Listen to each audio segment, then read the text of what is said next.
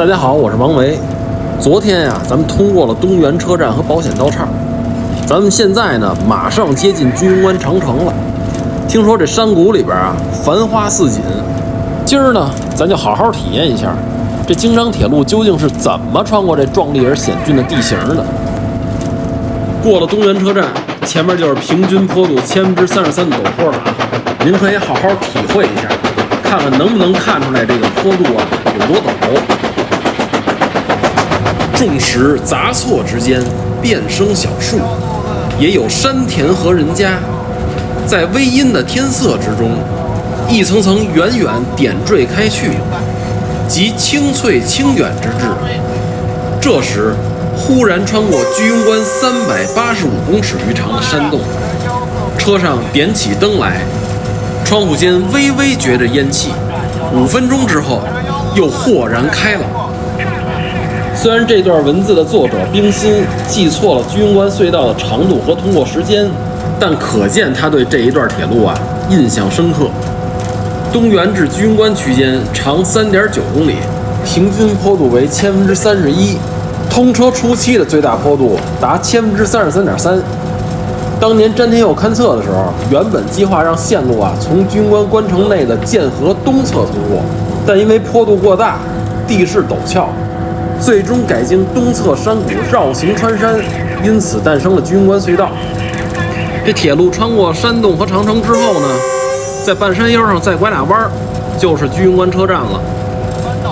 由于这个区间啊线路地势较高，几乎尚未遭到1939年山洪的破坏，是1909年关沟段老线里边保存状态最好的区间。您看这前方啊，已经能看见居庸关长城的城楼了。这儿啊是历代兵家必争之地。这个居庸一词啊，最早记载于战国时代的《吕氏春秋》，到天下9塞，居庸其一。所以这个居庸关啊，也被称作为天下第一雄关。但是您看刚才的居庸关城楼啊，实际上它是上世纪80、90年代按照北京永定门的图纸搭起来的。真正历史上明代的居庸关城楼根本没这么大。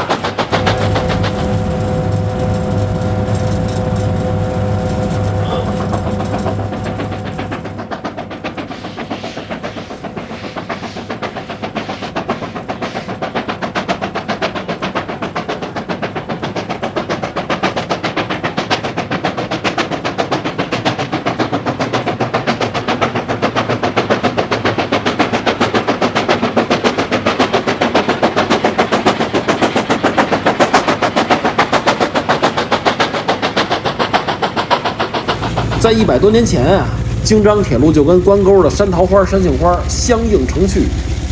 近年来吸引大量游客和铁路爱好者前来拍摄。2019年的时候，这儿啊修建了供人拍摄的栈道。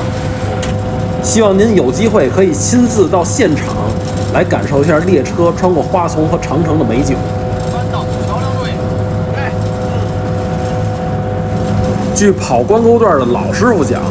在蒸汽机车的时代啊，跑关沟的时候，这个司机得根据列车总重、线路坡度，将这个蒸汽车的手把、气门还有撒沙配合好，尤其是什么时候撒沙，还有这撒沙量，这几点啊尤为重要。老师傅们说啊，这个沙子呀是宝贝，一般在机车进弯的时候开始撒沙，驶出弯道之后啊停止撒沙，因为这弯道啊阻力大。而且蒸汽车的动轮啊，在弯道不同的位置的时候受力不同，所以容易打空转，就是机车的牵引力大于粘着力了，等于说这车啊旋起来不走了。但是你如果降低牵引力的话呢，这列车就爬不动了。说到这儿啊，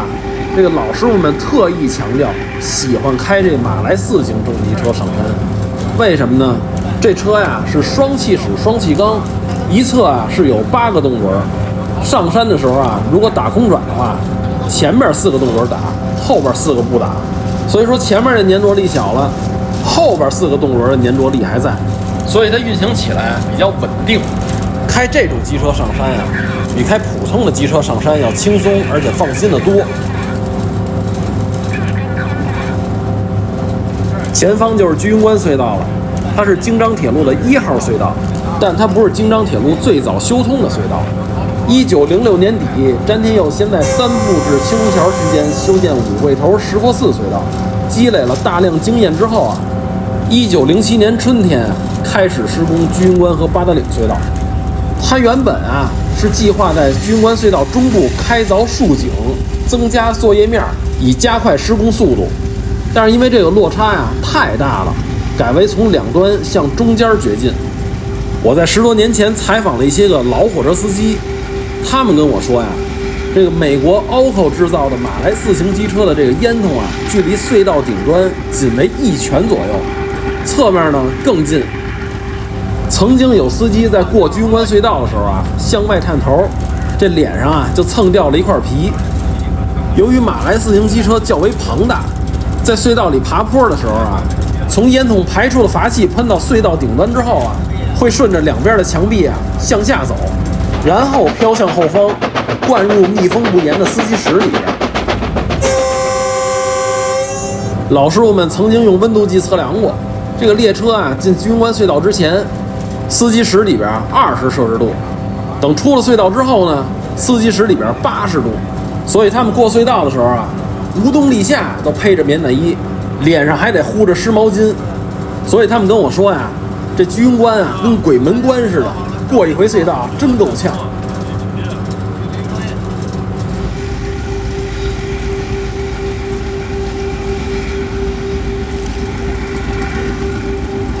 穿过居庸关山洞这鬼门关，前方啊就是居庸关车站了。我在这一带啊发现了不少宝贝，您猜这到底都有什么好玩意儿呢？咱今儿啊先聊到这儿，明天咱接茬，边走边聊。